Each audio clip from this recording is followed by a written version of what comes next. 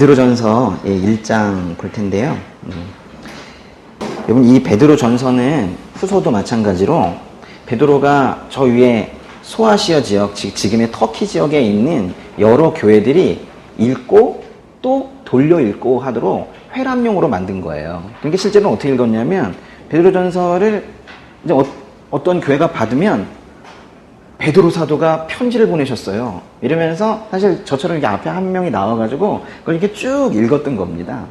근데 그 편지를 읽으면서 사실 설명을 해주진 않죠. 근데 지금 사실 설교는 그 편지를 가지고 설명을 해주고 있잖아요. 사실은 이 베드로 전서와 같은 이런 그 서신은 쭉 읽어드리면 되는데, 근데 약간의 설명이 필요한 이유는 그때와 지금의 어떤 시대적인 그 환경이 좀 다르고, 또 베드로 전서가 아주 고급스러운 문장으로 되어 있어요. 그래서 그냥 쭉 대강 깊이 집중하지 않고 이렇게 읽어보면 그냥 인사치레 정도의 그 언어들이라고 오해할 수 있어요. 근데 사실 그렇지 않거든요. 그래서 제가 그런 부분들을 조금 더 설명을 드리려고 하는 겁니다. 1절에 예수 그리스도의 사도 베드로는 본도와 갈라디아와 갑바도키아와 아시아와 비두니아 지역, 바로 이제 터키 지역에 흩어져 사는 나그네에게 편지를 쓰고 있습니다. 이 편지를 쓴 사람이 누구예요? 예수 그리스도의 사도 베드로입니다. 이 베드로가 바위, 반석이라는 뜻인데요. 반석, 어렵죠. 예, 그런데 쉽게 말하면 돌입니다. 돌. 기초가 되는 돌이죠. 이 돌은 견고하고 든든한 토대를 이루는 그런 돌이에요. 그냥 길거리에 굴러다니는 돌이 아니라 무엇인가의 토대가 되는 돌이라는 거예요. 아주 든든한 그런 표현인데요. 예수님께서 직접 주어주신 이름입니다. 무엇인가의 토대가 되는 돌, 즉 반석이 될 거다라고 예수님께서 베드로에게 말씀하신 거예요. 베드로는 그 의미가 무엇인지 잘 이해하지 못했을 거예요, 처음에. 내가 무슨 기초가 됩니까? 제가 무슨 세상의 토대가 됩니까? 저는 어부인데요. 저 고등학교 때 반에 유반석이라는 교회 다니는 친구가 있었는데, 저는 교회 다니는 친구들을 매우 싫어했기 때문에 그 친구 옆에 가지 않았는데요. 그 반석이라는 이름이 도대체 무엇이냐, 왜 저런 이상한 돌이라는 이름을 가지고 다닐까, 저도 무지무지 연구하고 궁금해하고 그랬었는데 알려주지 않았었습니다.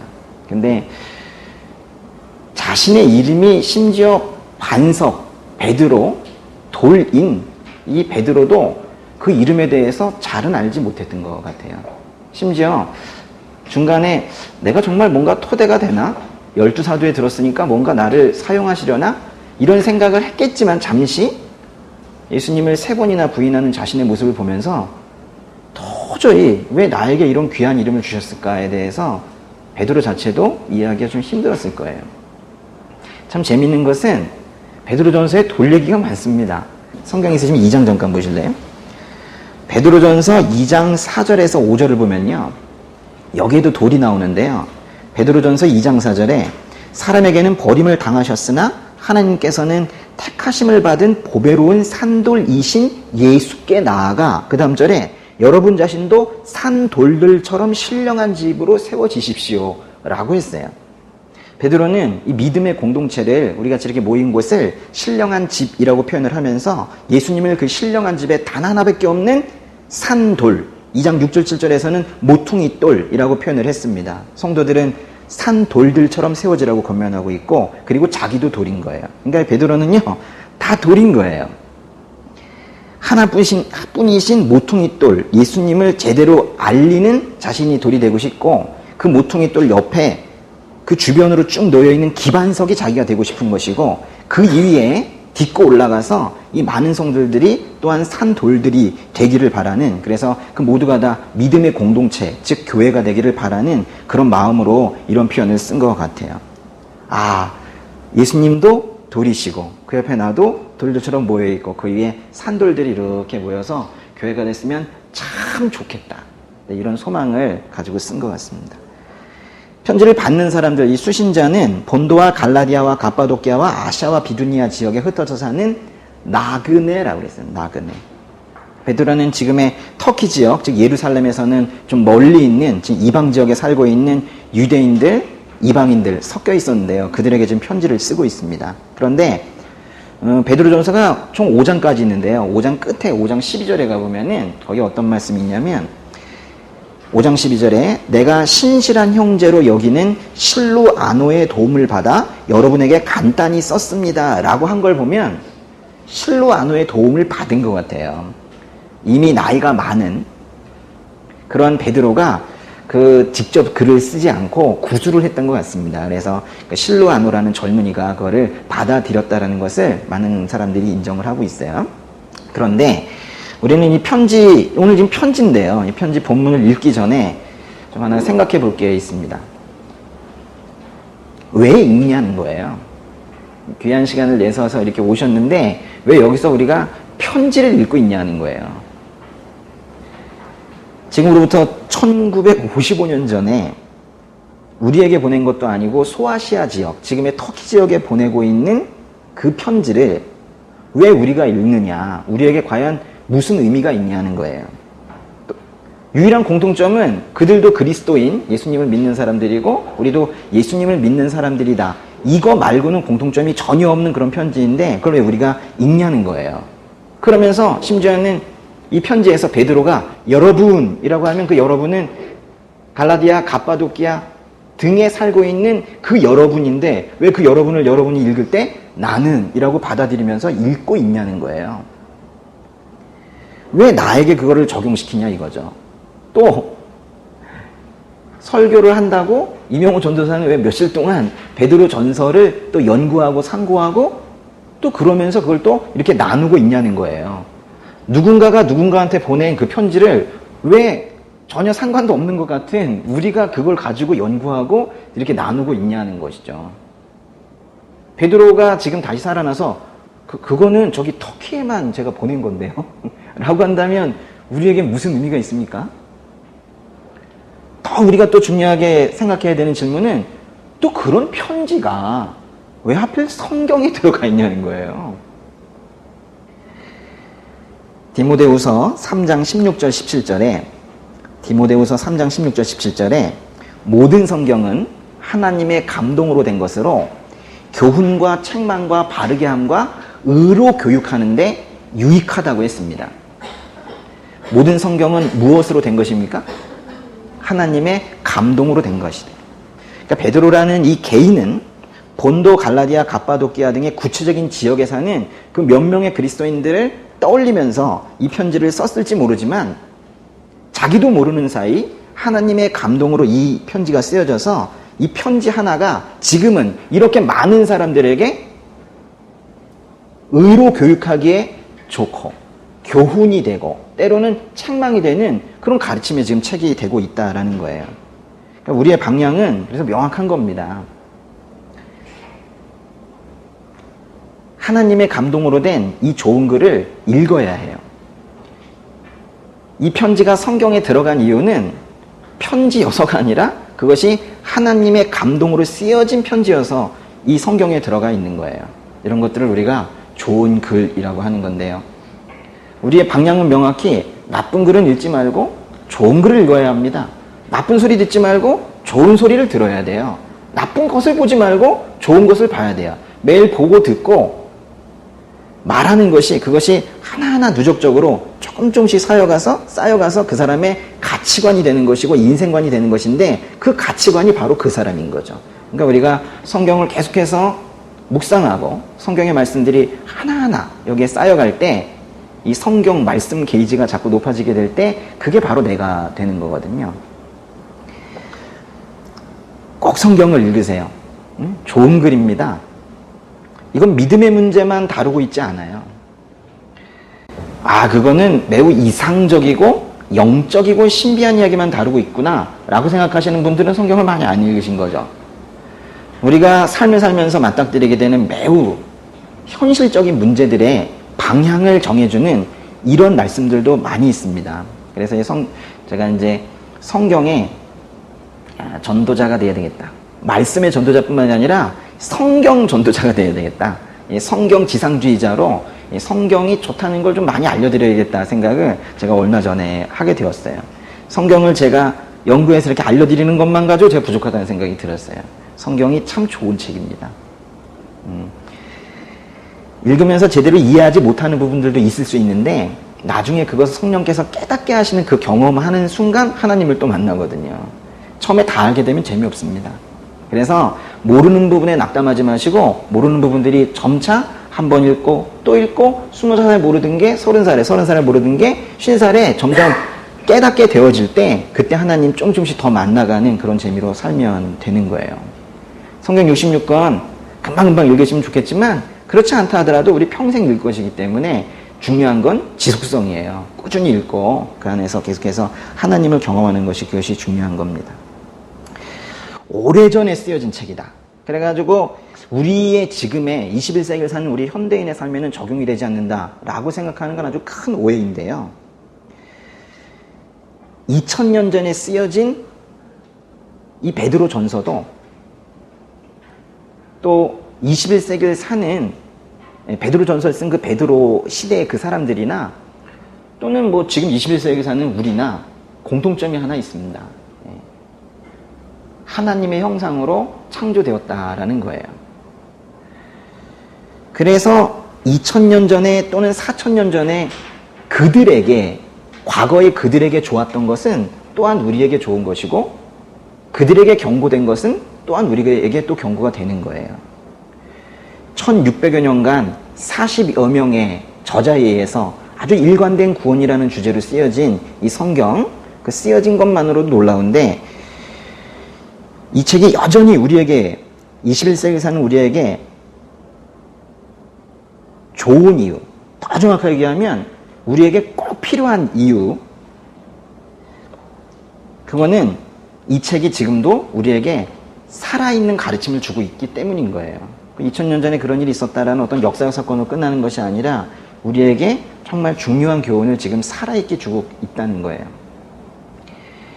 옛날 사람들은 머리가 좀 나쁘고 잘 모르고 우둔하고 지금의 우리는 교육도 많이 받아가지고 똑똑하고 영리하고 많이 알고 라는 생각은 서구 사회에서 만들어낸 아주 큰 오만인데요. 그렇지 않습니다.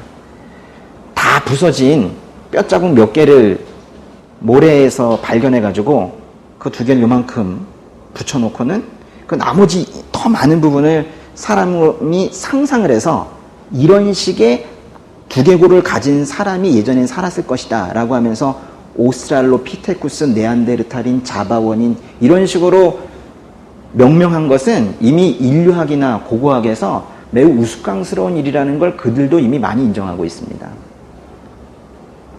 우리는 그들보다 머리가 뛰어나게 좋지 않습니다. 쓸데없는 정보의 양은 많을지 몰라요. 이것저것 또 뭐 준비를 해야 되기 때문에 많이 듣고 또 텔레비전만 켜면 이것저것 쓸데없는 정보들이 우리 머릿속에 많이 들어오고 있어서 정보량은 많을지 몰라도 오히려 그 2000년 전, 4000년 전 그 이전에 살았던 사람들보다 오히려 창의력이나 암기력은 훨씬 더 떨어질지도 모릅니다. 요즘에 암기 잘 못합니다. 그 이전이나 지금이나 지식보다 더 일관성이 있는 건 사실 감정인데요. 그때 2000년 전, 4000년 전에 그들이 울었고 웃고 슬펐고 상실감을 느꼈고 절망했던 그 감정들을 사실은 비슷한 상황에서 우리도 그대로 가지고 있거든요. 그러니까 성경이 옛날에 쓰여졌다는 것뿐이지 그 수신자들이나 지금의 우리들은 별반 다르지 않다라는 거예요. 성경을 매우 현대화된 책으로 지금 우리의 삶에 실제로 적용이 될 수 있는 책으로 그렇게 생각을 해 주시길 바래요. 그리고 1955년 전 베드로 시대의 소아시아 사람들과 서울특별시 동작구 노량진동에 이 메가스터디 타워 409호에 있는 우리들 사이에 유일한 공통점은 겉으로 보기에는 사실 그리스도인, 예수님을 따르는 예수에 속한 자, 즉 크리스천이라는 것 하나밖에 없다고 아까 말씀을 드렸는데 사실 이게 엄청난 것이죠. 2000년 전에 소아시아 지역, 지금 터키 지역에 살면서 베드로 전서라는 이 편지를 받은 그 그리스도인들과 지금 동작구 노량진동에 오늘 이 시간에 앉아있는 우리는 그리스도인이라는 그 한 가지 사실만으로 하나입니다. 이것이 이제 복음의 매우 신비인데요. 복음은 시간과 공간을 초월하는 것이고, 그리스도인이라는 그리스도에 속한 자, 예수에 속한 자라는 그 단어도 시공간을 초월하는 단어인 거예요.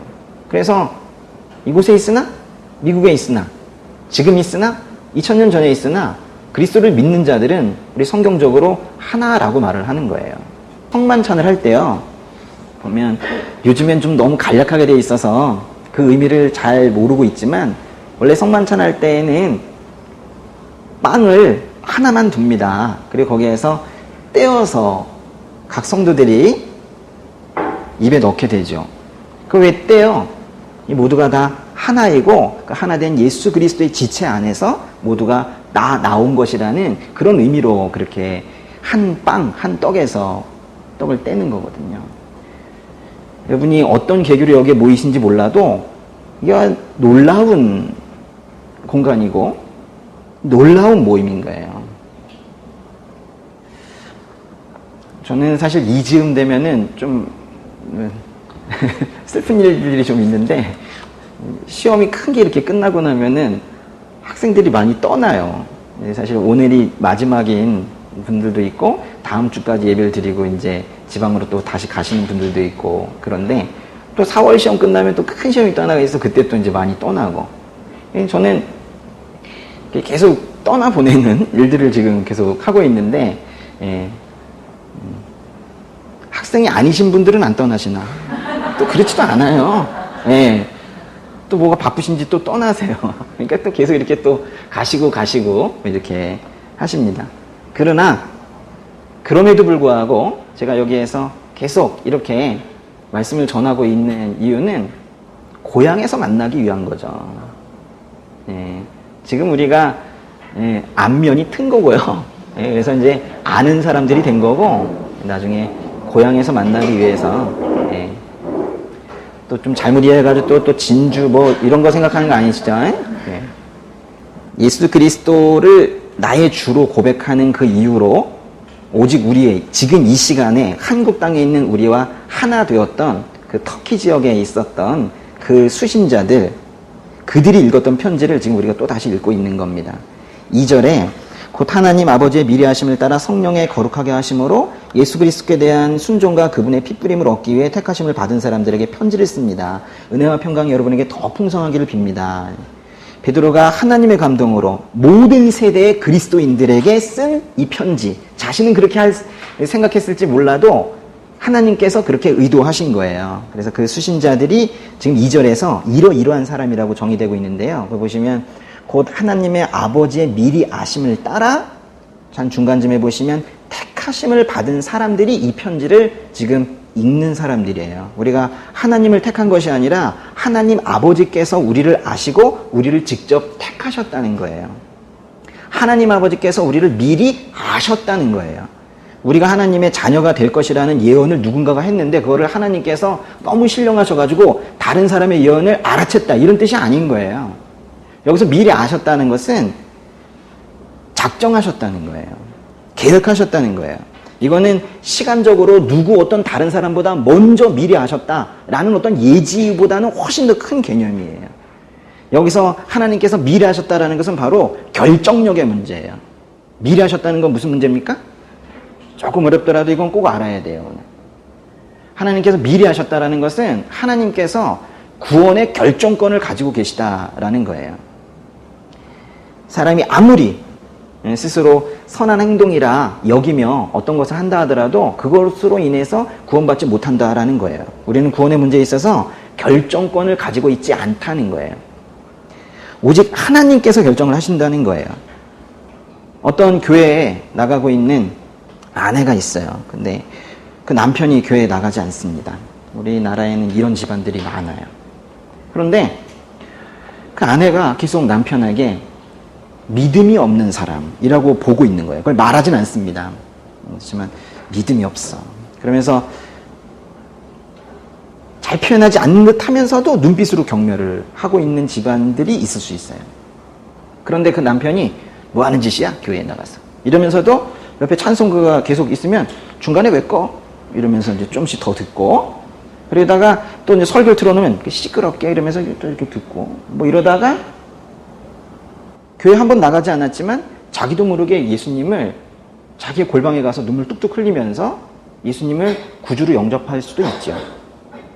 사람이 모르는 겁니다. 사람이 몰라요. 하나님께서 그 구원을 결정하시는 것이지 우리는 도저히 알래야 알 수가 없다는 거예요. 하나님께서 우리를 택하신 거는 택하셨다. 그 택하심에 동그라미 한번 쳐볼까요? 택하심을 받은 사람들. 이게 바로 우리라니까요. 근데 여기 택하셨다라는 것은 우리가 뭐 복권 뽑기처럼 뭐 그렇게 우연적으로 그렇게 뽑혔다는 뜻도 아니고, 요즘에 그 아주 인기 있는 그 인형 뽑기 있잖아요. 인형 뽑기처럼 이제 하나님께서 여러분 한번 뽑아보려고 집게로 이게 좌우를 막 이렇게 조정을 하다가 떨어져. 그죠? 빠져가지고. 그러면 또, 쟤를 꼭 뽑아야 되는데 이래가지고 1,000원을 더 넣으시고, 그리고 또 하다가, 다 떨어졌네. 오늘 너 못 뽑겠다, 야. 이러고 이제 집에 가시는 그런 게 아니라는 거예요. 우리는 그분을 몰랐지만, 그분은 우리를 이 땅의 기초가 놓이기 전부터, 세상이 창조되기 전부터 우리를 아셨다고 성경에 기록되어 있어요. 구원의 여정에 우연이라는 건 전혀 없다는 거예요. 우리가 구원받았다는 사실이 얼마나 오래전부터 하나님의 작정에 의해서 계획된 것인지가 우리가 놀라움으로 받아들일 수밖에 없는 거예요. 그런데 이 택하심을 받은 사람들은 그 2절에 보면 예수 그리스도께 대한 순종과 그분의 핏부림을 얻기 위해 택하심을 받은 사람들이다 했어요. 예수 그리스도께 대한 순종.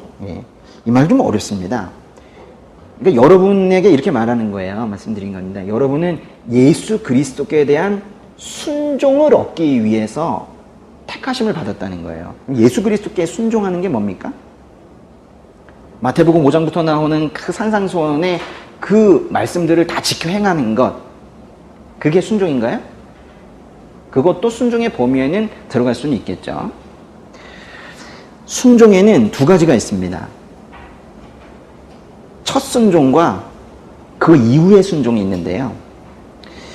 지금 현대 교회들이 첫 순종에 대한 이해를 잘 하지 못하고 그 이후의 순종, 말하자면 하나님께서 또는 예수님께서 이렇게 하라라고 하면 그거를 내가 하지 못했을 때 가슴 아프고, 그러니까 여기 또 설교자들은 순종하세요 라고 얘기하는 여기에 머물고 있는 것이 그게 문제예요. 지금 우리의 신앙에서는 또 교회에서는 첫 순종이 그것이 지금 회복이 되어야 되는데요. 예수 그리스도께 처음으로 순종한다라는 것은 예수님을 영접하는 걸 말하는 겁니다. 사실 베드로전서에 순종이라는 단어가 여러 번 나오는데 로마서에서도 그렇고, 오히려 더 많은 부분들이 예수께 순종한다라는 건 예수님의 가르침을 따른다라는 의미보다도, 그런 의미는 이후에 그건 당연히 포함이 되는 것이고, 가장 근본적인 의미는 예수님을 영접한다는 거예요. 나의 주인으로 받아들인다라는 겁니다. 조금 어려운 말로 하면 예수께서 요구하시는 복음의 요구에 처음으로 우리가 응답하는 것을 말하는 거예요. 처음으로 복음이라는 그 메시지에 반응하는 것, 그거를 말하는 거예요. 그럼 반응이 참 중요해요. 어떤 사람이 누워있는데 청소한다고 옆에 피해보라고 툭툭 쳐도 반응이 없어. 살만 뒤룩뒤룩 쪄가지고 반응이 없이 이렇게 있는 거예요. 사람은 반응을 해야 되는데 이 복음의 메시지를 아무리 퍼부어도 반응을 안 해요. 귀찮다. 근데 여기서 이제 어느 순간 반응이 일어났다 라고 하면 그거를 이 성경에서는 순종이라고 그래요. 그리고 이제 순종이 한번 시작이 되면 그 이후에 그 메시지를 처음에 나에게 주신 그분이 누구신지 궁금해하고, 그분께서 가르치시는 거를 따라하고 싶어하고, 이러면서 그 이후의 순종이 계속해서 이루어지는 겁니다. 그런데 이 첫 순종의 단계에는 이르지 못했는데 그 이후의 순종을 계속해서 순종하시오 되지 않는다는 거예요. 진정 예수님을 나의 주인으로, 내가 나의 주인이었던 그 옛날에 헛된 삶 버리고 예수님을 나의 주인으로 삼는 그 첫 순종, 첫 응답, 첫 반응, 그게 있고 나서야 그 다음에 순종이 자연스럽게 따라온다는 거예요. 그게 지금 우리 신앙에서 회복이 돼야 되는 거예요. 그리고 거기 핏부림을 얻는다는 것은 분명히 예수 그리스도께서 이제 십자가에서 흘리신 피로 죄가 씻어지는 그 경험을 한다는 걸 말하는 건데요. 실은 핏부림으로 예수 그리스도께서 우리를 그 피로 깨끗하게 해주시는 그 경험을 우리가 했기 때문에 우리가 그분과 관계가 있는 거예요. 사실은 그 십자가에서 흘리신 피로 나의 죄를 대신해서 죽으신 그 핏부림이 우리에게 없었다, 경험되지 않았다면 그분이랑 우리가 뭔 상관이 있어요. 그 핏부림으로 시작이 되었고, 이제 그 분에게 계속해서 그 핏부림을 그 한 번으로 끝나는 것이 아니라 계속해서 우리가 구원받은 이후에도 계속해서 우리가 회개하고 그렇게 나아가면서 핏부림의 삶을 죽을 때까지, 하나님께서 부르실 때까지 그렇게 해나가며 사는 거예요. 하면서 보세요. 순종도 처음에 순종이 있고 그 다음에 계속 순종해 나가는 겁니다. 핏부림도 처음에 핏부림으로 나의 죄를 속죄하고 그 이후에도 계속해서 예수의 보혈로 나를 씻어가며 사는 거예요. 참 비슷하죠.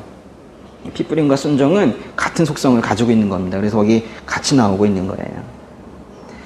복음을 순종해서 받아들이고 예수 그리스도께서 흘리신 보혈로 죄 씻음을 받은 자, 즉 이 크리스천들이라는, 크리스천 말하자면 그리스도인들이 지금 이 편지의 수신자라는 거예요. 3절에 우리 주 예수 그리스도의 아버지 하나님을 찬양합니다. 하나님께서는 그분의 풍성하신 긍휼을 따라 우리를 거듭나게 하시고 예수 그리스도를 죽은 사람들로부터 살리시어 산 소망을 얻게 하심으로 했는데요. 실은 이 헬라어 그 원문으로 보면 그 3절부터 12절까지가요. 사실 한 문장이에요. 아주 긴 문장입니다. 긴 문장. 이걸 영어로 번역을 하려면 엄청 힘든 거예요. 그래서 중간에 잘라놓고 했었는데 이 편지를 시작을 하면서 지금 3절에 우리 주 예수 그리스도의 아버지 하나님을 찬양합니다. 그랬어요. 그 뒤로 찬양의 이유들이 쭉 이어지는 거예요. 이 편지를 받는 이 터키 지역 사람들에게 베드로가 이렇게 말하는 겁니다. 찬양하세요 이렇게 얘기한 게 아니라 저는 찬양합니다. 저는 여러분은 물을지 몰라도 이러면서 물을지 몰라도 저는 하나님을 찬양합니다 하는 거예요. 그러면 이 편지를 받는 사람들이 찬양하세요 라고 하고 있진 않겠죠. 아 나도 찬양하고 싶다 라고 하겠죠. 그래서 찬양합니다 하는 거예요. 근데 찬양합니다 라고만 하지 않고 왜 찬양을 해야 되는지 찬양의 이유가 이렇게 나왔는데 그 중에서 내가 한 5가지는 알려주겠다 라고 하면서 찬양의 이유들을 좀 밑에 써주고 있는 거예요. 우리는 뭐 많이 고민하죠. 어떻게 하면 재밌게 살까, 어떻게 하면 편하게 살까, 또는 행복하게 살까, 뭐 이런 고민들 많이 하죠. 이런 질문에 답이 하나 두 개는 아닐 겁니다. 그렇지만은 제가 생각하는 어떻게 하면 기쁘게 사나, 행복하게 사나, 만족스럽게 사나, 그런 질문에 대한 가장 옳은 답 중에 하나는 찬양입니다. 시로, 노래로, 또는 큰 소리로 외치면서, 또는 고개를 들고, 어떤 때는 손을 들고, 다윗처럼 춤을 추면서 그렇게 하나님을 찬양하면 행복해요. 왜 나는 불행할까? 찬양하지 않아서 그렇습니다. 골방에 들어가가지고 누가 안 보잖아요. 그러니까 오늘 뭐 이렇게 말씀드려 여기서는 좀 남의 눈치를 예배에서 많이 보잖아요. 응? 그래서 지금 못해도 괜찮습니다. 저도 예수님 믿은 지 오래되지 않아서 아직까지 그런가? 저도 어색한 부분들이 있어요. 예. 그렇지만은 골방에 들어가서 한번 해보세요. 다윗처럼 춤을 추면서 하나님을 찬양해 보시란 말이에요. 꼭 한번 해보세요. 기분이 어때지는지. 찬양을 하면서 행복해지지 않는 거는 참 기적 같은 일이에요. 병원 가야 됩니다. 3절에서 5절까지 제가 쭉 읽으면서 제가 사실은 찬양해야 되는 이유를 제가 5가지를 제가 찾은 거예요. 근데 그 첫 번째 이유는 뭐냐면 일단 그 문장 자체 하나님께서 우리 주 예수 그리스도의 아버지시라는 이 사실만으로 우리가 찬양을 해야 되는 거예요. 예수님께서는 우리를 형제라고 부르셨거든요. 참 벅찬 얘기입니다. 그래서 우리가 하나님의 양자처럼 된 거예요. 그래서 우리가 하나님을 아버지라고 부를 수 있게 된 것이고, 예수 그리스도의 아버지 되시고 그로 인해서 우리의 아버지 되신 그 사실만으로, 그래서 우리가 그분을 그냥 아버지라고 부를 수 있는 그 사실만으로도 우리는 하나님을 찬양하는 이유가 충분하다는 거예요. 그 아버지의 동그라미. 아버지라는 사실만으로 우리가 찬양을 한다. 그 다음 얘기들 안 해도 상관없어요. 사실은 하나님을 아버지라고 부를 수 있다는 것만으로도 찬양할 만하다. 저는 육신의 아버지가 돌아가신 이후에 하나님 아버지를 하나님 아버지라고 부르지 않고 그냥 저는 아버지라고 부르고 있는데요. 그냥 하나님 아버지 그럼 멀리 계신 것 같은 느낌이 저 혼자 들어가지고 그냥 아버지라고 부르고 있는데, 정말 들으시는 것 같아요. 제가 다른 어떤 기도보다도 아버지 이런 들으시는 것 같아요. 그게 좀 느껴지지 않으면 그 다음 기도를 전 잘 못해요. 예. 듣든 말든 그냥 아버지 해주시옵소서 아멘 이렇게 못한다고. 아버지 했는데 응답이 오는 것 같을 때 그때 이제 기도를 하거든요. 아버지 몇 번이나 이렇게 부르고 그럽니다. 두 번째 그 찬양해야 되는 이유로 거기 보시면 하나님의 풍성하신 긍휼함의 덕분으로, 긍휼함 즉 우리를 참으로 불쌍하게 여기셔서 우리를 거듭나게 하셨다. 이게 또 우리가 하나님을 찬양해야 되는 이유예요. 우리를 불쌍하게 여기셔서 거듭나게 하셨기 때문에. 거듭난다는 게 뭐예요? 이게 뭐 구원 받는 것인데 거듭난다는 건 정말로 새로 태어나는 것 같은 거죠. 새로운 성품을 부여받는 거예요. 생각이 달라져요. 무엇이든 보는 시각이 달라진다고요. 쓰는 언어가 달라져요. 관심이 달라지고 취미가 달라지고 심지어 만나는 사람들도 달라져요. 참 많이 달라져요. 응? 예수 그리스도를 나의 주인으로 삼는 순간 참 많이 달라져요. 그 모든 변화로 인해서 우리에게 가장 크게 나타나는 변화는 예수님 믿기 전과 예수님 믿고 난 후에 가장 크게 달라지는 것은 내가 원하는 게 달라져요. 원하는 것이 달라진다고. 어제 교도소에 배치를 받아서 야간 근무를 서고 있는 철웅 형제에게서 밤늦게 전화가 왔어요. 교도소에 뭐 교화 활동이라고 하더라고요. 교화 활동을 하는 목사님들이 좀 오시는데 저도 좀 와줬으면 좋겠다 뭐 이런 고마운 얘기를 하더라고요. 그런 얘기를 포함해서 뭐 이런저런 얘기를 한참 했어요. 그래서 이제 중간에 어떤 취객이 난입하는 바람에 잠깐 전화가 끊겼다가 다시 또 이제 전화를 또 하고 했었는데, 그러다가 중간에 돈 얘기를 하게 되었거든요. 철웅 형제가 저한테 묻더라고요.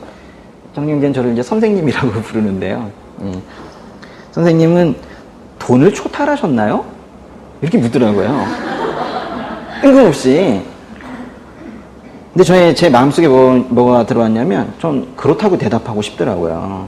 그런데 제가 그렇게 대답을 못했어요. 왜냐하면 저도 모르는 저의 펑크난 부분들을 계속해서 발견하게 되면서 저도 깜짝깜짝 놀라고 있기 때문에 제가 단정 지을 수가 없더라고요. 그래서 제가 조금 비겁하게 말을 좀 돌려서 했어요. 초탈이라는 단어는 쓰진 않고 잘 모르겠는데, 그건 잘 모르겠지만은 그래도 내가 돈의 노예에서는 벗어난 것 같아. 네, 그렇게 얘기를 했어요.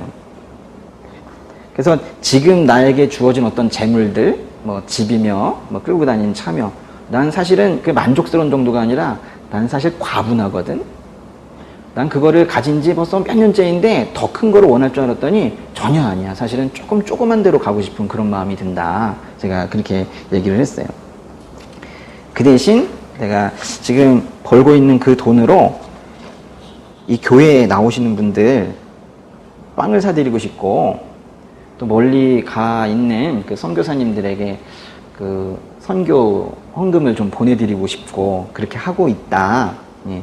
나는 그래서 누군가가 그 재정으로 누군가가 회복이 되는 것이 난 그게 나에게 가장 큰 기쁨이다. 내가 그렇게 살고 있는 거 보니까 조금 벗어난 것 돈에서 벗어난 것 같기도 하네. 뭐 이러면서 이제 얘기를 했었어요. 근데 사실은 제대로 제 마음을 설명하지 못한 것 같아요. 이 전화라는 게 참 그래요. 그래가지고 나중에 한번 만나면은 다시 한번 얘기를 좀 다시 나눌까 지금 생각을 하고 있습니다. 삶의 많은 부분에서 세상을 바라보는 또 이제 세상의 가치를 바라보는 기준들이 참 달라지는 것 같아요.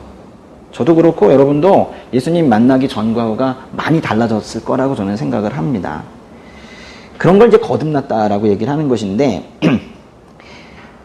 거듭난 삶, 그게 바로 이제 구원받은 삶을 또 말하는 표현이기도 합니다. 근데 그거는 절대로 우리의 공로가 아니라는 거죠. 제가 마음을 잘 먹고 뭔가 재정 강의를 들어가지고 그렇게 된 것이 아니라, 그냥 하나님께서 여러분을 또 저를 어떻게 보셨기 때문에 우리가 거듭났다는 거예요?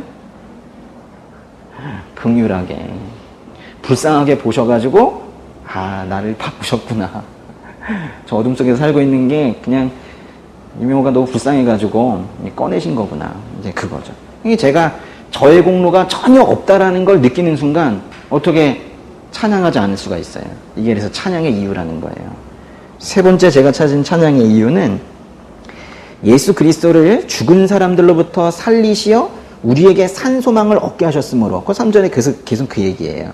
예수 그리스도를 죽은 사람들로부터 살리시어 우리에게 산 소망을 얻게 하셨기 때문에 우리가 하나님을 찬양한다는 거예요. 생명의 주관자는 분명히 하나님이신데 우리는 툭 하면 아유 죽겠다, 죽을 것 같다, 심지어는 죽고 싶다, 이런 매우 교만한 말을 이제 입에 달고 살았었죠. 그런 소망 없는 우리였었는데 하나님께서 예수님을 3일 만에 살려내시는 걸 보면서 우리의 이제 두려움의 뿌리, 근간이었던 그 죽음을 하나님께서 딱 이겨내시는 거를 보면서 하나님을 믿는 우리의 삶이 소망으로 가득 차게 된 거예요. 그러니까 우리에게 산 소망을 갖게 하신 분은 하나님이신데 그 산 소망을 갖게 하시는, 가능하게 하시는 방법이 바로 예수님의 부활이었다는 거예요. 성경에서는 예수님께서 이제 부활하셨고 결국 성도들 자신들도 이제 따라 부활하실 것이기 때문에 예수님의 부활 사건은 그 2000년 전에 있었지만 그것이 우리 성도들의 부활의 증거가 된다라고 성경은 말을 하고 있어요. 그 많은 사건 중에서도 왜 그게 살리시는 방법으로, 부활이라는 방법으로 하나님을 나타내셨는가 우리에게, 그리고 또 우리에게 그렇게 구원의 방법을 주셨는가.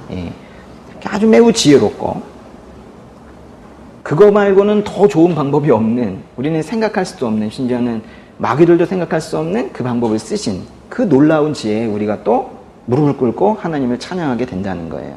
4절에 여러분을 위해 하늘에 쌓아둔 썩지 않고 더러워지지 않고 쇠하지 않는 유업을 얻게 하셨습니다. 그래서 이런 부분들을 혼자 읽으면 조금 어려운데요.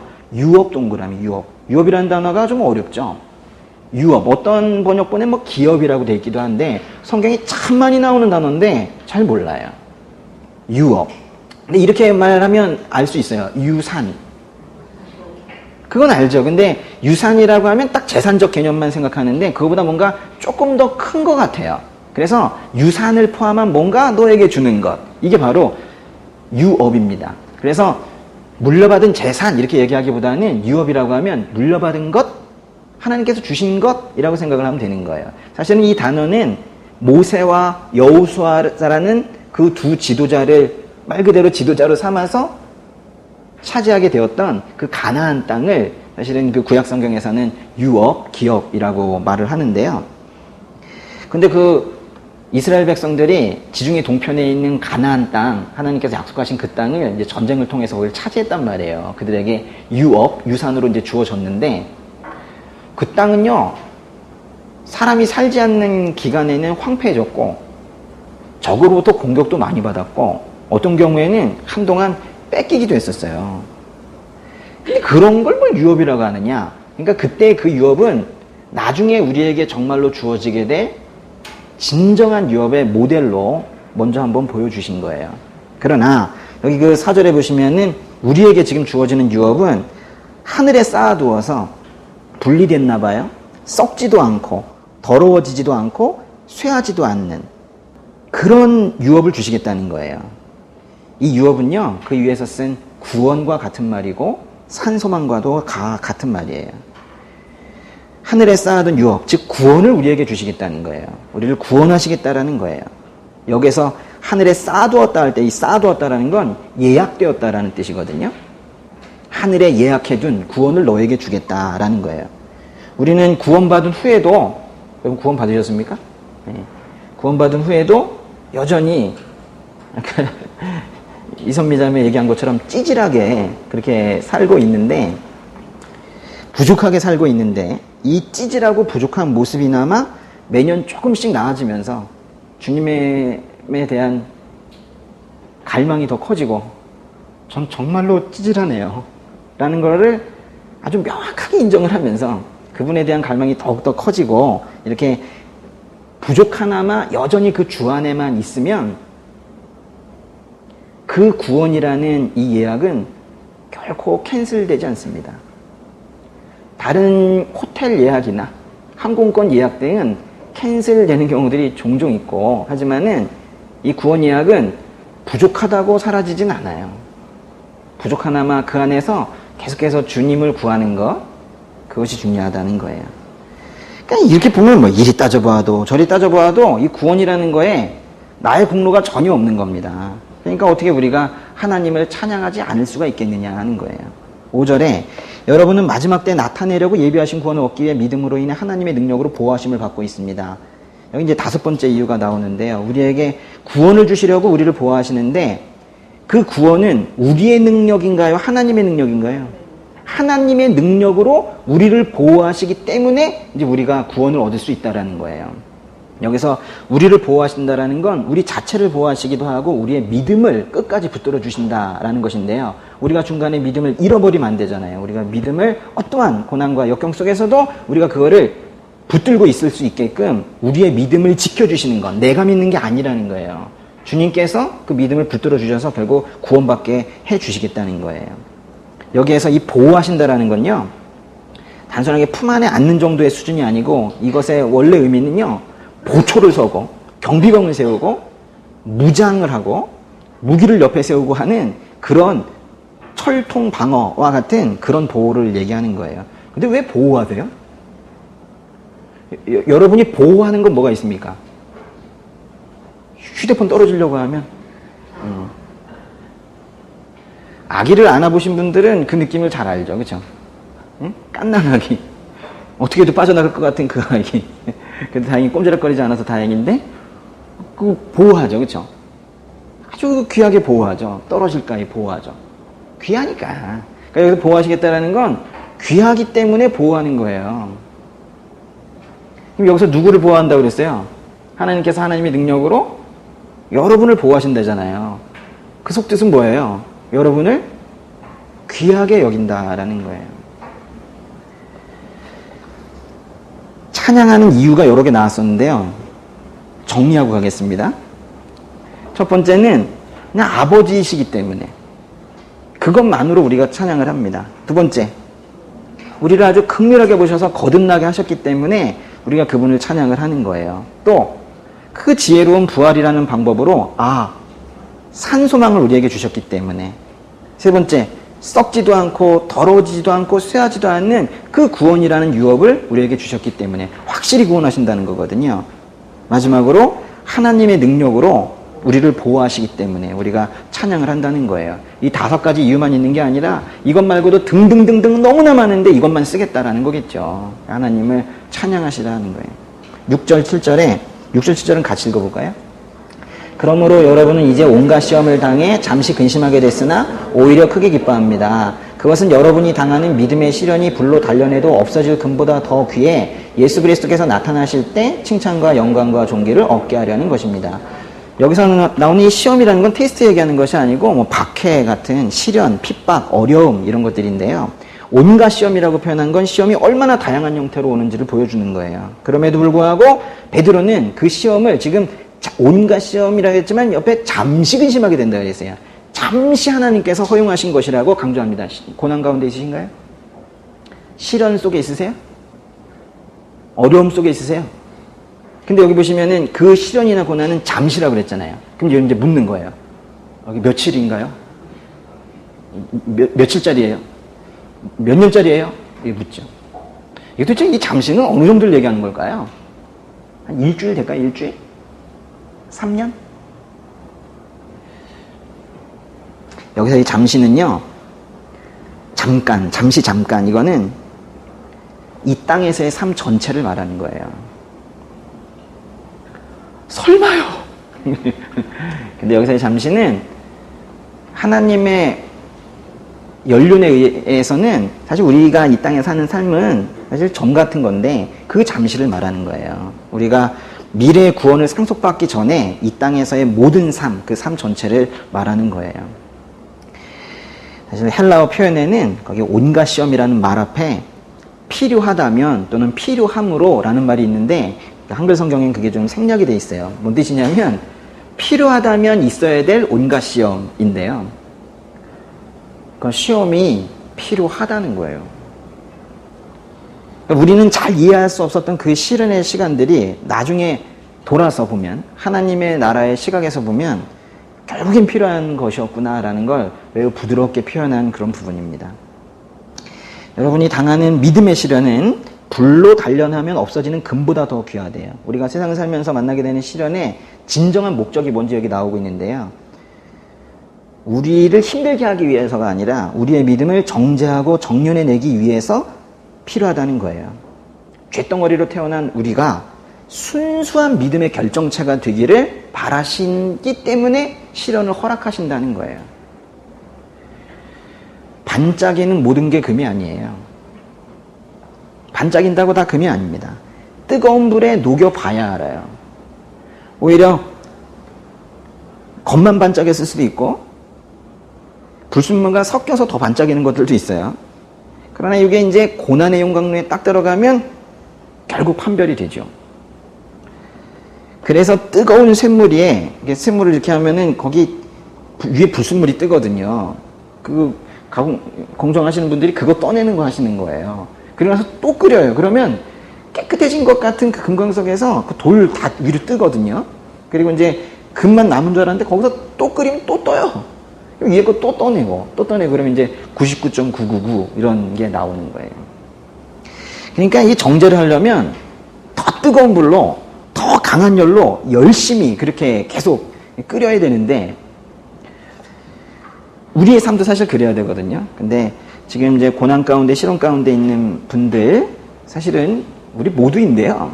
좀 죄송스럽지만은 요즘 교회와 요즘 그리스도인들에게는 이런 고난이 좀 부족합니다. 만약에 그리스도인들이 예수님께서 명령하신 말씀을 그대로 따라서 매일같이 자기 십자가를 지고 세상으로 나갔다면, 그래서 세상에 그렇게 도전적으로 임했다면, 또 세상에 타협하지 않았다면, 엄격함으로 세상에 나아갔다면 고난은 훨씬 많았을 거예요. 사실 이제 그렇지 않고 이렇게 많은 부분에 타협하고 했었기 때문에 우리의 고난이 요만큼인 거죠. 고난에 있으신 분들 중에 믿음이 함께 커지지 못한 분들은 지금 이 말씀이 이해되기 좀 쉽지 않겠지만은 사실은 고난은 지금 우리에게 많이 부족합니다. 작년에 제 동생이 갑작스럽게 이해하기 어려운 그런 병에 걸려서 병을 알게 된 지 며칠 만에 바로 세상을 떠났을 때, 그때 한 전도사님이 그 장례식장에 오셔서 저에게, 상복을 입고 있는 저에게, 전도사님, 저 오늘 기쁩니다 라고 하고 가셨어요. 다른 사람들은 이해할 수 없었겠지만 전 그분께서 그 말씀을 해주신 것이 저에게 너무 감사했고, 제가 저도 그렇습니다, 감사합니다 이러고 보냈어요. 우리들만 알 수 있는 뭔가가 있었겠지만 여러분들 지금 그게 무슨 의미인지 아셨으면 좋겠어요. 장례식장에서 그 고난 속에서 갑자기 동생을 잃어버린 그 한 사람에게 와서 전사님, 전 지금 기쁩니다. 전사님 힘내세요 이러고 가셨는데 그게 무슨 의미인지 아셨으면 좋겠다는 거예요. 제가 공감했던 것처럼 여러분도 그거를 공감하셨으면 좋겠어요. 내가 조금 더 하나님 나라에 맞는 퍼즐로 만들어져가는 과정임을 모든 순간에 배우게 되었을 때 우리가 감사하고 찬양을 드리게 되는 거예요. 만약에 이제 우리가 더 엄격하게 하나님의 잣대로 세상에 나아가고 이랬다면 이제 고난이 좀 더 많아졌을 텐데, 그렇다면 뭐 지금과 같은 이런 귀족적인 신앙생활도 사실은 하지 않고 있겠죠. 예. 여기 지금 우리가 따로 예배당이 없지만 여러분 이게 얼마나 좋은 건물입니까? 그죠? 얼마나 좋아요. 엘리베이터를 타고 올라왔잖아요. 그죠? 얼마나 좋아요. 지금 이렇게 막 에어컨도 나오고 이런 귀족적인 신앙생활, 또 불을 켜놓고 예배할 수 있다는 거 이게 얼마나 감사한 일입니까? 고난이 없어요. 아예 없다고 표현하기보다는 고난이 부족합니다. 고난이 부족해요. 만약에 고난이 많았다면 그런 공동체 안에 뭐 소소한 이유로 삐지고 싸우고 하는 그런 일은 없어요. 요즘에 교회에서 왜 이렇게 삐지고 싸우고 그래요? 네. 고난이 부족하니까 다른 것들이 커 보이는 거예요. 고난이 클 때에는 삐질 여유가 없습니다. 8절, 9절에 이것도 같이 읽을까요? 여러분은 그리스도를 보지 못했으나 사랑합니다. 지금도 여러분은 그분을 보지 못하지만 믿고 말할 수 없는 영광스러운 기쁨으로 즐거워합니다. 이는 여러분이 믿음의 결과로 영혼의 구원을 받기 때문입니다. 여러분은 그리스도를 보지 못했으나 사랑합니까? 라는 이제 고귀한 질문을 지금 하고 있는 거예요. 예. 아멘이시죠? 예. 근데 그리스도를 보지 못했지만 사랑합니다. 그래서 그분을 따르고 있는데요. 그 결과가 거기 나오고 있는 거예요. 8절 끝에. 예수님을 믿는 것 자체만으로 말할 수 없는 영광스러운 기쁨으로 즐거워한대요. 그러니까 고난 속에서도 말할 수 없는 영광스러운 기쁨으로 즐거워합니다. 저 밖에 있는 분들이 절대로 이해할 수 없는 게 이거예요. 왜 쟤는 저렇게 웃고 있는가? 저 상황에서 다 패배한 것 같은데, 실패하고 있는 것 같은데 왜 저렇게 실실대고 웃고 있는가? 예수 그리스도를 믿는 그 결과가 기쁨이라는 거예요. 그리고 또 구원이라는 거죠. 9절에 이는 여러분이 믿음의 결과로 영혼의 구원을 받기 때문입니다. 그랬는데요. 어떤 성경 문제집에 이런 문제가 있더라고요. 믿음의 결과는 무엇을 받는 것인가? 참 이상한 질문이죠. 믿음의 결과는 무엇을 받는 것인가? 9절에 답이 있어요. 뭐래요? 영혼의 구원입니다. 그래서 믿음의 결과는 영혼의 구원을 받는 것입니다. 믿어야 구원된다. 10절, 11절 같이 읽겠습니다. 이 구원에 관해서는 여러분이 받을 은혜에 대해 예언한 예언자들이 열심히 찾고 연구했습니다. 그들은 자기 안에 계신 그리스도의 영이 그리스도께서 당하실 고난과 그 뒤에 받으실 영광에 대해 미리 증언하실 때 그리스도의 영이 무엇을 가리키며 어느 때를 지시하는지 알아보려고 살폈습니다. 여기 나오는 예언자들은요, 구약의 예언자들인데 이게 무슨 얘기냐면요, 구약의 예언자들이 열심히 연구했다는 거예요. 하나님께서 말씀을 주시면은 그들이 막 받아 적었단 말이에요. 그래가지고 지금 이사야서도 나온 거고 예레미야서도 나온 건데 그걸 받아 적으면서 이상했다는 거예요. 예? 구원자가 매를 맞는다고요? 그래도 일단 적은 거예요. 예? 구원자가 고난의 종이라고요? 그러면서 적은 거예요. 이해할 수가 없습니다. 이러면서 검은 말을 타고 칼을 휘둘리며 그렇게 오셔야지. 이게 뭐예요? 이러면서 적은 거예요. 예레미야도 이해할 수 없었고 이사야도 53장을 쓰면서 도저히 이해할 수가 없었던 거예요. 그래가지고 그거를 열심히 연구한 거예요.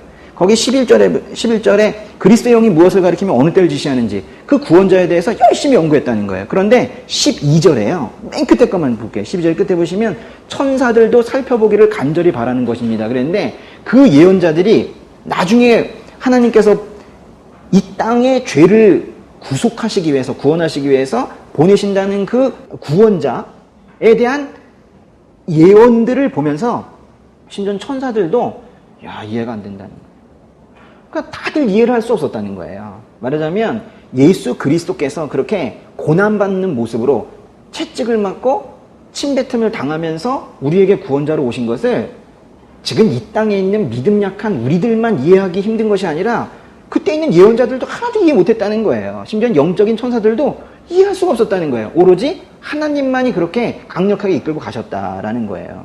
그런데 왜 그 예언자들이 자기도 잘 이해할 수 없는 무슨 구원자가 그래? 이러면서 이해할 수 없는 걸 그래도 계속해서 연구하고 하나님께서 말씀하신 걸 글씨 하나 틀리지 않고 그대로 받아 적어서 우리에게 지금 전해준 것은 12절에 보시면 그들을 위한 게 아니었다는 거예요. 12절 읽겠습니다. 예언자들이 섬긴 이 일은 자기들을 위한 것이 아니라 여러분을 위한 것임이 그들에게 계시됐습니다. 이제 이 일은 하늘에서 보내신 성령 안에서 복음을 전하는 사람들로 인해 여러분에게 전파된 것이며 천사들도 살펴보기를 간절히 바라는 것입니다. 그분은 하나님 성령께서는 지금 거기 보시면 성령 안에서 복음을 전하는 사람들 그랬는데요. 그 예언자들이 예언을 받아 적은 것을 하나님의 예언을 받아 적은 걸 또 그 이후에 또 복음을 전하는 사람들이 계속해서 지금 전달해 와가지고 지금 우리가 지금 복음을 듣고 있다는 건데 지금 이런 복음이 그 하나님으로부터 예언자로부터 지금의 신약에 오신 우리에까지 오게 된 건 다 성령께서 그 사역을 지금 하셨다는 표현을 쓰고 있는 거예요.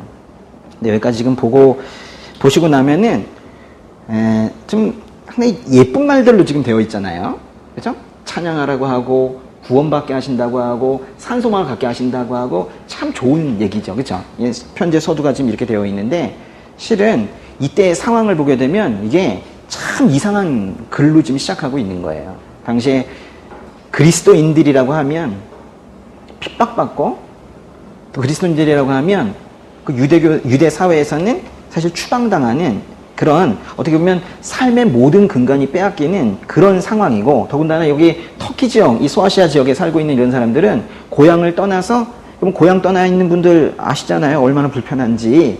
이방인으로 사는 그 삶이 어디 편하겠습니까? 그래서 삶은 매우 불편하고 그리고 뭔가 당시에 로마 제국의 핍박이 있고 하는 이런 시기에 그리고 조만간 더 큰 핍박, 네로 왕제의 핍박이 있을 그런 이제 지금 아주 어려운 상황에서 지금 이런 편지를 지금 받고 있는 거예요. 그래서 이 뒤에 더욱더 이제 많은 귀한 내용들이 나오겠지만은 지금 이 그 어려운 상황에 있는 그 터키 지역의 믿음을 잃어버릴지도 모를 아주 어려운 상황에 있는 그 사람들에게 베드로가 이 편지를 쓸 때 이 상황이 아주 녹록지 않았다는 거예요. 그래가지고 가장 어려운 시기 있죠. 영어를 좀 써서 그렇지만 worst time이에요. worst time. 어떤 목사님이 그렇게 말씀하셨어요. 이 베드로 전서는 가장 안 좋은 시간을 가장 좋게 만드는 방법을 알려주고 있다. 가장 안 좋은 시간을 그걸 떼어가지고 가장 좋게 최고의 가치로 만드는 그런 방법을 알려주고 있다라고 표현한 책이에요. 그래서 지금 여기에 아름다운 말씀들이 쭉 나왔다고 해서 이렇게 편하게 보시기보다는 이게 바로 이제 고난받는 그런 삶에 주신 말씀이라는 걸 여러분이 아셨으면 좋겠고요. 좀 더 볼게요. 13절에 그러므로 여러분은 마음의 허리를 동이고 정신을 차려 예수 그리스도께서 나타나실 때 여러분에게 주실 은혜를 끝까지 바라보십시오. 그랬는데요. 여기 지금 정신을 차려라 라는 건요.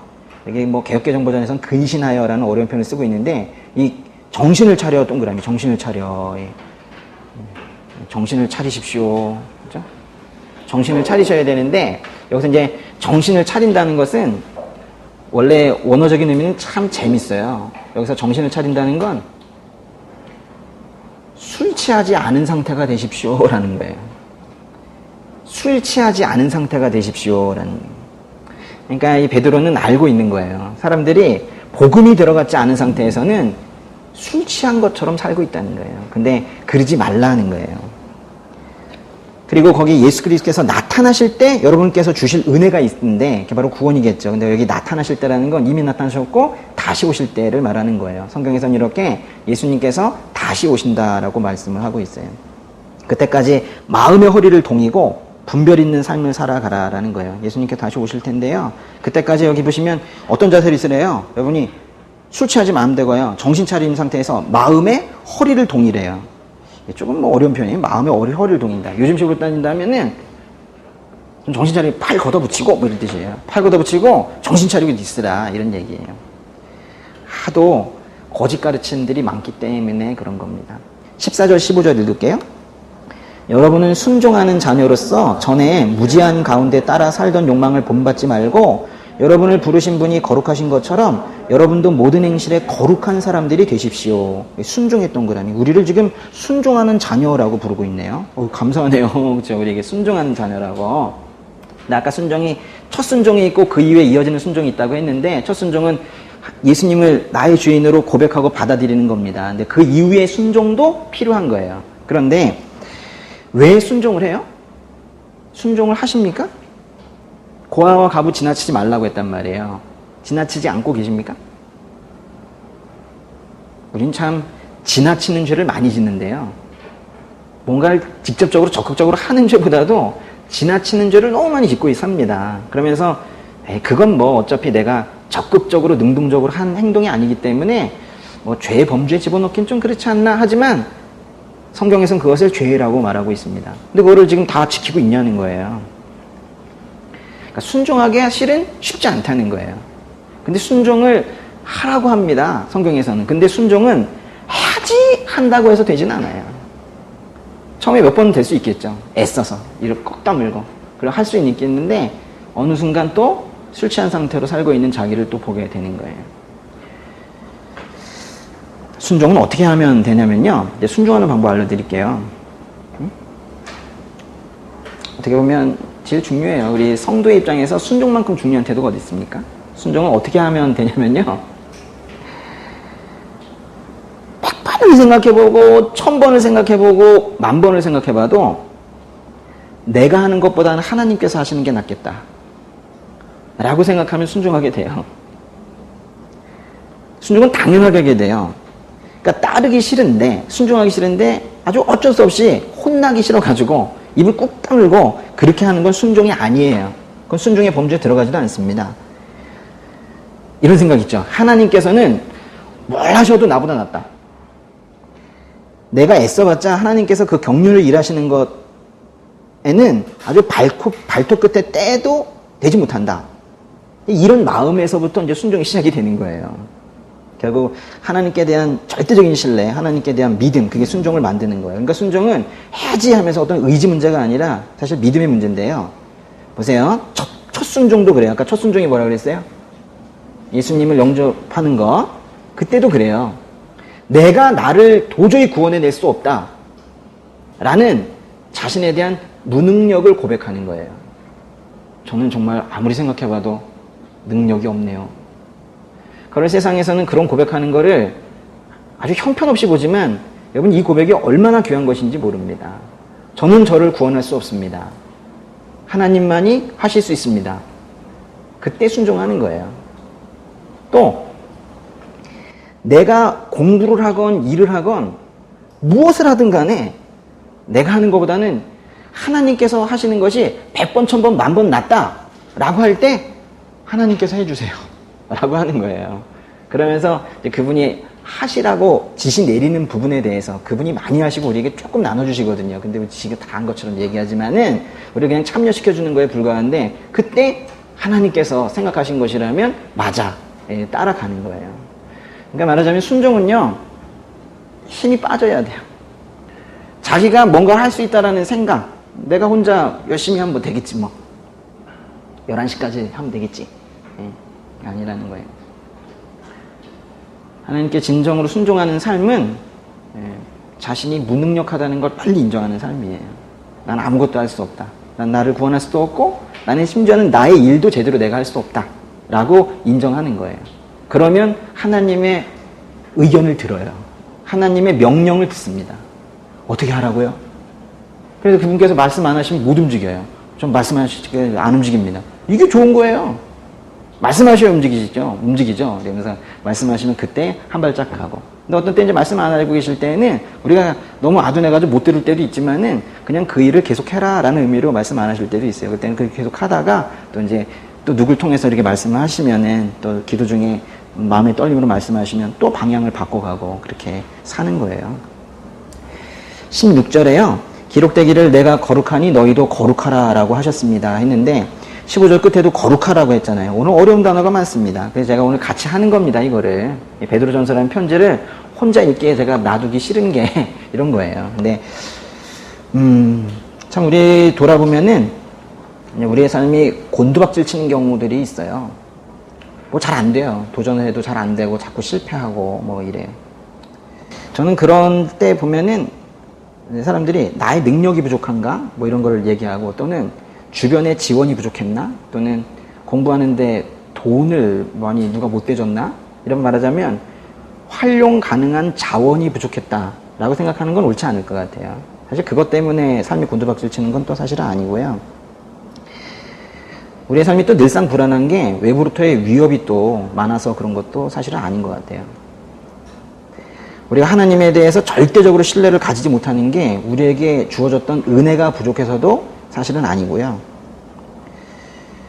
그 친구는 하나님을 믿지 않는 친구여서 제가 말을 하지 못했지만, 만약에 믿는 우리들에게 그런 일이 생긴다면 전 여러분에게 조금 더 조언을 해드리고 싶은데, 우리의 삶이 근본적으로 흔들리고 곤두박질 치고, 그런데 이유는 잘 모르겠고 왜 내 삶이 자꾸 이렇게 꼬여가지? 그런 표현 쓰잖아요. 왜 이렇게 되지? 라고 했을 때 저희 말씀이 상처되지 않기를 바랍니다. 근데 이건 성경적인 거예요. 왜 그렇게 되냐면은 내 삶에서 거룩을 헌신짝처럼 내버렸기 때문에 그래요. 거룩함. 매우 중요한 개념인데요. 지금 현재 이 교회와 현재 이 그리스도인들이 쓰레기통에 버린 그 한 단어가 바로 이 거룩이라는 건데요. 한번 곰곰이 한번 생각해 보세요. 이 거룩함이라는 것은 뭐 이런 것 같아요. 하나님께서 계시고요. 이 아래는 하나님께서 창조한 세계, 그걸 이제 우리가 피조 세계라고 하거든요. 피조, 창조되었다 이런지 피조 세계, 피조물들이 여기 있겠죠. 뭐 사람도 있겠고, 그렇죠? 나무도 있겠고, 뭐 이렇게 있겠죠, 그렇죠? 하나님이 계시는데 거룩하다라는 건 이게 확실하게 분리됐다는 거예요. 완전히 다르다라는 거예요. 분리되었다. 그러니까 거룩이라는 말은 사실 우리에게 쓸 수 있는 말은 아니고 오직 한 분 하나님께 쓰는 표현이에요. 그런데 이게 얼마나 엄청난 사건이 일어난 거냐면 이 거룩이라는 성품을 가지신 유일하신 하나님께서 이 땅으로 오신 거예요. 한 분으로 이렇게 오신 거예요. 누구실까요? 예수님이 이렇게 오신 거예요. 그러니까 이 정말 웃긴 그림이 된 거예요. 여긴 거룩하지 않거든요. 거룩하지 않은데 거룩하신 한 분이 이렇게 딱 오신 거예요. 그럼 이분은 피조세계에 속한 겁니까? 안 속한 겁니까? 아니 참 그런 거예요. 이 안에 계신데 사실은 달라요. 이런 게 거룩이에요. 그러니까 그 안에 있으나 이렇게 또 이게 아예 단절되어서 거룩하실 수 있는 분인데 과감하게 이 안으로 들어오셨단 말이에요. 예수님으로 오셨단 말이에요. 그런데 예수님께서 다시 가셨단 말이에요. 그럼 이 땅에는 이제 거룩한 게 없는가? 그 대신 여기다가 성령을 남겨놓고 가시고 여기다가 교회를 남겨놓고 가셨는데 이게 따로 가는 게 아니라 성령이 이끄는 교회를 남겨놓고 가신 거예요. 그러면서 여기에 니들이 이제 거룩이다. 그게 뭐냐면 이 안에 있으면서도 이 교회에 있는 지금 우리 이 그리스도인들은 뭔가 구별이 돼야 된다는 거예요. 다른 삶을 살고 있어야 된다는 거예요. 거룩. 이거를 꼭 하라는 거예요. 이 경계가 지금 사라졌다는 거예요. 그래서 교회의 가장 근본적인 가치가 바로 거룩인데요. 이 거룩을 지금 상실해 가고 있다는 거예요. 우리가 세상 사람들과 다른 게 뭐가 있냐는 거예요. 다르게 살아야 된다는 거예요. 지금 여기서 몇 절에 걸쳐서 계속 거룩하라, 거룩하라. 이걸 그냥 미사여구처럼 넘기지 않으셨으면 좋겠다는 거예요. 베드로도 그런 의미로 쓰지는 않았을 거예요. 17절에 또한 여러분이 사람을 외모로 취하지 않고 각자의 행위대로 판단하시는 분을 아버지라고 부르고 있으니 나그네로 사는 때를 두려움으로 지내십시오 했는데요. 거기 나그네 했던 거라니. 나그네. 우리 1장 1절에서도 이 수신자를 흩어져 사는 나그네 그랬는데 정말 중요한 단어가 베드로전서에서는 나그네예요. 오늘 그래서 그 설교 제목도 나그네 영성이라고 지었는데요. 나그네. 여기도 나그네 많이 있으시죠? 지방에서 올라오신 분들 다 나그네예요. 나그네지 뭐. 여기 지금 서울에 거주하는 게 일시적인 거주잖아요. 또 다 나그네죠, 뭐. 살기 좋은가요? 아유, 서울에 있는 분들 잘 모를 거예요. 그렇죠? 지방에서 이렇게 올라와서 잠깐 여기 거주하는 거 얼마나 힘든지 몰라요. 응? 엄마가 다 해줬었는데 와보니까 쓰레기 봉투도 내가 사야 돼.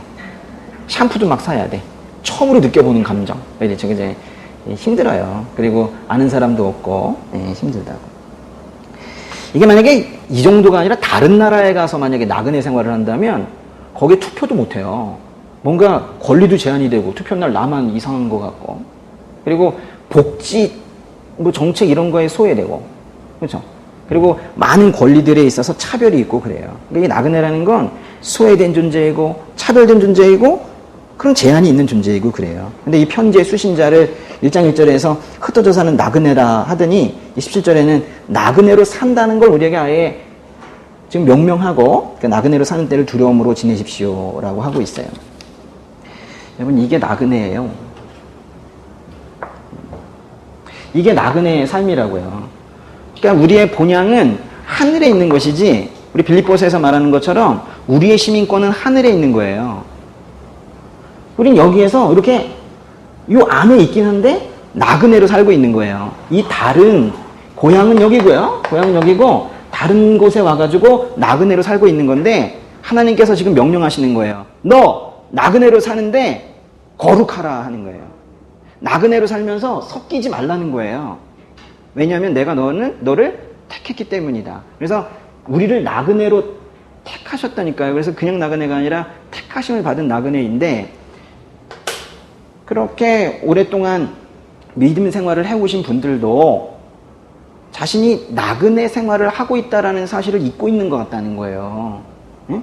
우리는 여기가 고향이 아니란 말이에요. 그러니까 여기서 불편한 거를 당연하게 여겨야 돼요. 나그네는 당연히 고난이 있어요. 배고플 수 있고 잠자는 것도 계속해서 바뀌고 아주 불편해요. 근데 교회에 주인대로 오면 안 되는 거예요. 교회는 나그네 생활하러 오는 것이고 나중에 이 고향 돌아가는 그 생각 가지고 사는 거예요. 우리 혜경자매 이제 다음 주나 다다음 주 진주 가죠. 왜 진주로 가요? 춘천으로 안 가고? 고향이니까 그걸로 가죠. 신경자매 제주도로 가죠. 그렇죠? 왜 제주도로 가요? 강원도로 안 가고? 고향이니까. 다 이제 자기 고향으로 이렇게 돌아가게 되는 거예요. 그런데 지금 여기서는 나그네로 살다가 고향으로 돌아가는 건데 나그네는 섞이면 안 된다는 거예요. 진짜 나그네로 살으라 이거예요. 나그네였다가 거기에 시민 이게 되는 게 아니라 시민권이 없단 말이에요 여기에. 응? 그래서 확실하게 거룩함을 지키며 살으라라는 거예요. 하나님의 성품대로 살으라는 겁니다. 예. 18절 19절에 여러분이 알다시피 조상들로부터 물려받은 헛된 생활 방식에서 여러분이 해방된 것은 은이나 금같이 썩어질 것으로 된 것이 아니요 오직 흠도 없고 점도 없는 어린 양 같은 그리스도의 보배로운 피로 된 것입니다. 그랬어요. 거기 17절 끝에 뭐라고 돼 있어요? 17절 끝에 나그네로 사는 때를 두려움으로 지내십시오. 근데 이것도 좀 어려운 거예요. 두려움 동그라미. 여기서 이 두려움은요 이게 뭐 공포 뭐 이런 게 아니에요. 그게 아니라 이거는 하나님을 두려워하며 사는 거를 말하는 겁니다. 하나님께서 거룩하라고 명령하신 그 삶을 내가 계속 살고 있는지, 야 서울 와보니까 좋다, 예? 마시자 먹자 그래서 내가 섞여가고 있는지 이제 그거를 두려움으로 살라는 거예요. 나그네는 두려움으로 살아야 되는 겁니다. 뭔가 무서워하라는 뜻이 아니라 하나님 두려워하며 살려는 거예요. 근데 그 18절 19절에 그만한 이유가 있다는 거예요. 니네 그렇게 살고 있지만은 네 살고 있는데 조상들로부터 물려받은 헛된 생활 방식에서 여러분이 해방된 것은 오직 흠도 없고 점도 없는 어린 양 같은 그리스도의 보배로운 피로 된 것이다. 거기 보시면 이제 조상들로부터 물려받은 헛된 생활 방식이란 말이 있는데 세대적인 죄가 있거든요. 조상에서 조상으로 넘어오는 죄. 그거를 너무 이상하게 생각할 필요는 없고 그거 깨진다는 거예요. 그런 죄가 있긴 있을지 몰라도 그런 거 예수님 믿을 때 다 깨진다는 거예요. 예수님을 믿어도 나의 죄가 밑으로 내려가고 이런 이상한 설교하시는 분들이 있는데 그렇지 않습니다. 깨진다는 거예요. 예? 그렇게 이제 구원받았고 예수 그리스도의 피로 속죄됐으니 하나님만 오로지 두려워하면서 그렇게 살라는 거예요. 20절에 그리스도는 창세전부터 미리 알려지셨고 여러분을 위해 마지막 때에 나타나셨습니다. 그래서 거기 미리 했던 거라요. 미리. 아까 미리란 단어가 또 나왔었잖아요. 베드로가 1장 2절에서 이 편지를 받는 이 그리스도인들을 하나님께서 미리 아시고 택하셨다 그랬는데 여기 1장 20절에서는 예수 그리스도도 미리 알려주셨다고 그랬어요. 하나님께서는 우리도 미리 알고 계셨고 우리를 미리 구원하시려고 작정하신 것뿐만이 아니라 예수 그리스도를, 예수님을 어느 시점에 어느 장소로 그렇게 보내실지에 대해서도 미리 계획하셨고 또 그렇게 하셨다라는 거예요. 21절, 여러분은 그리스도로 인해 하나님을 믿는 사람들입니다. 하나님은 그리스도를 죽은 사람들 가운데서 살리시고 그분에게 영광을 주셨습니다. 그러므로 여러분의 믿음과 소망은 하나님께 있습니다. 혼자 읽으시면 이거 다 넘어가겠죠? 그렇지 않습니까? 예. 21절에 보시면 우리의 소망이 누구한테 있습니까? 하나님께 있습니다. 우리의 소망은 하나님께 있는데 그 하나님을 지금 어떻게 수식하고 있나 봐요. 이게 참 귀한데 어떤 하나님이신가요? 예수 그리스도를 죽은 사람들 가운데서 살리신 하나님이시라잖아요. 만약에요, 하나님께서 어떤 시대에 또 어떤 사람들의 악을, 죄악을 제하시겠다고 하면서 그래서 그 시대에 선한 사람들을 구하시겠다라고 하면서 죄악이 있을 때마다 그 땅에다가 유황불 같은 불덩이를 갖다 쏟아 부으셨다면 우리 살아남을 자가 없습니다. 그런데 이제 하나님께서 우리의 구원자를 그렇게 뭔가 무서운 모습으로, 불덩이의 모습으로, 근육질의 모습으로, 응? 칼 들고 말 타고 오는 이런 모습으로 보내지 않으시고 타각 나귀를 타고 그렇게 오시는 분으로 보내셔서 십자가에 우리 죄를 대신 지고 죽으실 분으로 보내셨다는 거예요. 그래서 이제 그 죽으시는 걸 보면서 그 당시에 있었던 사람들은 잠시나마 어떤 상실감에 젖어 있었지만은 하나님께서 예수 그리스도를 다시 살리셨고 우리는 그 부활의 역사적 사건을 이렇게 전해 들으면서 하나님이시라는 분의 이미지를 우리가 이렇게 갖고 있는 거예요. 부활을 믿으십니까? 그 부활에 대한 이야기를 우리가 이렇게 쭉 나누는 예수님의 부활 이야기를 공유하는 공동체를 교회라고 하는 건데요. 이렇게 그 부활의 이야기를 계속 들으면서 예수님께서 부활하셨다라는 역사적 사실에 대한 믿음도 필요하지만 또 중요한 것은 하나님께서는 살리시는 분이시구나 라는 그 이미지, 즉 정의를 하는 것이 중요한 건데요.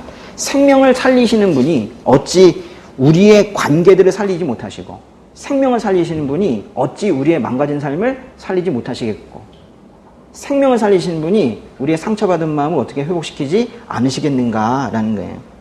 하나님께서 여러분 인생의 어떤 부분들, 다는 아니겠지만 어떤 귀퉁이에서 죽어가고 있는 또는 곰팡이 냄새가 나고 있는 여러분이 인식할 수도 있고 못할 수도 있는 그런 부분들을 분명히 다시 살려주실 겁니다. 그러니까 하나님 안에 계속 거하는 것이 매우 중요하고요. 인내하시고 그 가운데 삶에 죽어있는 부분을 분명히 다시 살리십니다. 그게 각각의 상황에 다 다르기 때문에 어떤 분은 어떤 부분을 살리신다고 제가 말씀드리지는 못하지만은 하나님께 끝까지 매달리세요. 분명히 회복시키십니다. 회복을 경험하고 사는 저의 이 부족한 저에게도 그런 경험들이 있는데 여러분 사랑하시기 때문에 분명히 해주실 거예요. 아픔도 상처도 실패감도 절망감도 패배감도 다 회복시켜 주실 겁니다. 하나님께서 여러분을 끝까지 지키실 거예요. 절대 포기하지 않으십니다. 하나님께서 포기하지 않으시는 분이라는 그 하나님의 그 귀한 성품을 여러분이 삶에서 경험을 하게 된다면 그걸 우리가 절대적인 신뢰가 생겼다고 하는 건데 포기는 인간이 하는 것이고 하나님께서는 포기하지 않으십니다. 그래서 하나님께서는 이미 작정하셨고 계획하셨기 때문에 여러분 이 자리에 이렇게 있으신 거고 여러분의 삶의 아주 작은 부분까지도 또 어떤 깊은 내밀한 부분에 어떤 어두운 부분까지도 반드시 살려내시고 회복시키시고 끝까지 그렇게 지키실 거예요. 예수님께서 마지막 만찬하시기 전에 그 요한복음에 이르기를 예수님은 사랑하시되 끝까지 사랑하셨다 그랬어요. 끝까지 구원하시고 끝까지 약속을 지키시고 끝까지 사랑하시는 그 성품이 바로 하나님의 성품이거든요. 그걸 신뢰하고 그렇게 나가셔야 되는 거예요. 22절에 여러분은 진리에 순종함으로 여러분의 영혼을 깨끗하게 해 거짓 없이 형제를 사랑하게 이르렀으니 청결한 마음으로 서로 깊이 사랑하십시오. 이제 베드로가 좀 얘기를 바꿔서 서로 사랑하라고 지금 권면을 하고 있는데요.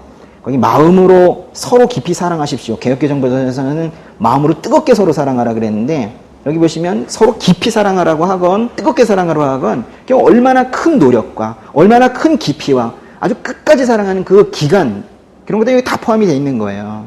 아주 깊이 사랑하래요. 근데 보시면 사랑하십니까? 옆에 있는 분들 사랑하세요? 예? 여러분 저는 사랑합니까? 왜 안 끝내나 이러고 있나요?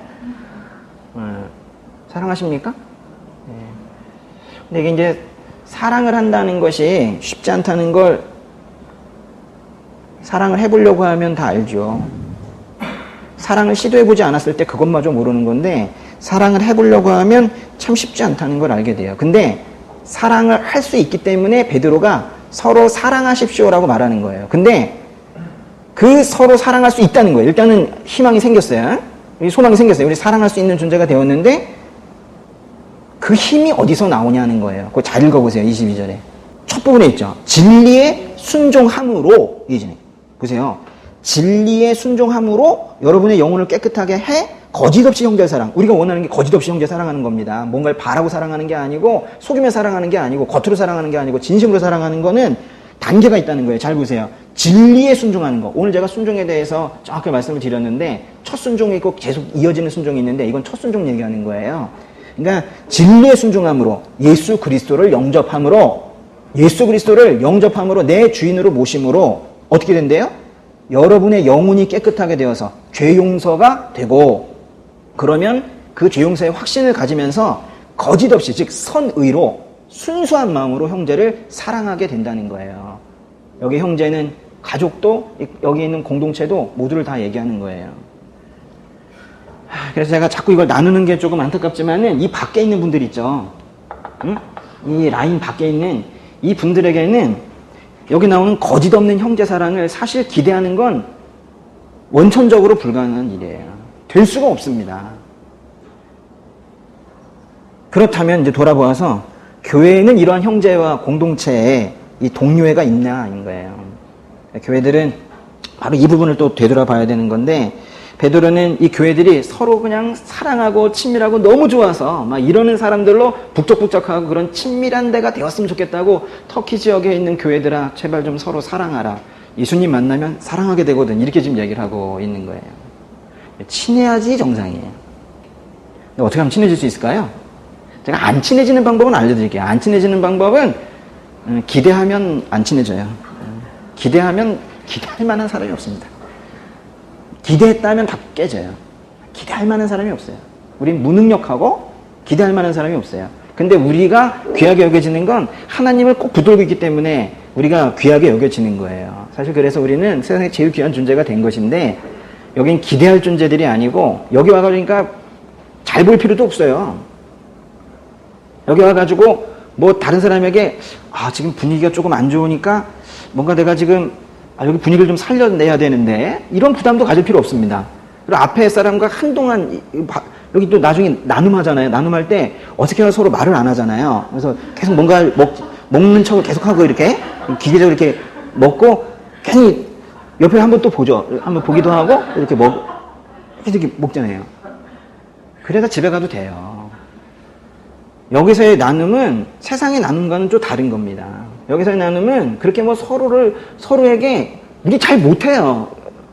인간관계 잘 못하는 사람들만 모여있어요. 이상하게 그런 사람들만 모여요. 또 우리 교회는 아주 희한해요. 일단 사역자들이 제일 심하고 그렇게 모여있단 말이에요. 그런데도 왜 계속 그 어색한 나눔을 하면서 계속 나오냐는 거예요. 맞죠? 엄청 어색하죠? 근데 계속 나오냐는 거예요. 그냥 마음으로 뭔가 묘사하기 힘든 통하는 게 있는 거예요. 그리스도인들끼리 통하는 그 하나됨이 있는 거예요. 근데 그게 여러분이 만든 게 아니라는 거예요. 그게 신기한 거예요. 그게. 그래서 이제 베드로는 이렇게 아주 친해지길 바래요. 근데 베드로의 말을 비롯 제가 지금 하고 싶은 말이고요. 예. 근데 이렇게 제가 저는 성경에 나오지 않은 말은 안 합니다. 오늘도 다 성경만 읽고 있잖아요. 그렇죠? 근데도 이렇게 좀 말이 긴데 제가 제 말을 좀 한마디만 할게요. 제가 친밀하라고 했는데 예수님 제대로 만난 사람은 그래서 무례하지 않아요. 예수님 제대로 만난 사람은 자랑하지 않아요. 어떻게 하다 보니까 저기 사랑장에 나오는 말 같은데 그렇게 돼요. 그래서 이 교회 공동체가 그렇게 눈물을 흘리면서 서로 부족한 사람들끼리 그렇게 오래 가게 되는 거거든요. 근데 그게 가정에서도 그런 겁니다. 예. 절대로 무례하시면 안 돼요. 예. 그리스도인이 거룩하게 살면서 꼭 지켜야 되는 어떤 태도 중에서 정말 중요한 것은 무례함이 없어야 된다라는 거예요. 이 공동체 안에도 밖에 있는 분들에게도. 그럼 여기 이렇게 갈라져 있지만은 이 밖에 있는 분들에게 절대 무례하면 안 돼요. 그렇죠? 무례하면 안 된다. 이건 제 말이었습니다. 23절, 24절, 25절은 거듭남의 씨앗은 거의 뭐라고 그랬어요? 거듭남의 씨앗은 말씀이라고 한 거예요. 이 세 절이 다 그 얘기입니다. 이게 이사야서 40장에 있는 말씀을 들어서 베드로가 말하는 것이 거듭나기 위해서 우리가 구원을 얻고 거룩해지고 하나님의 백성으로 살고 형제를 제대로 사랑하려면 그때는 말씀이 그 씨앗이 돼야 된다는 거예요. 이 오늘 모든 거의 결론인데요.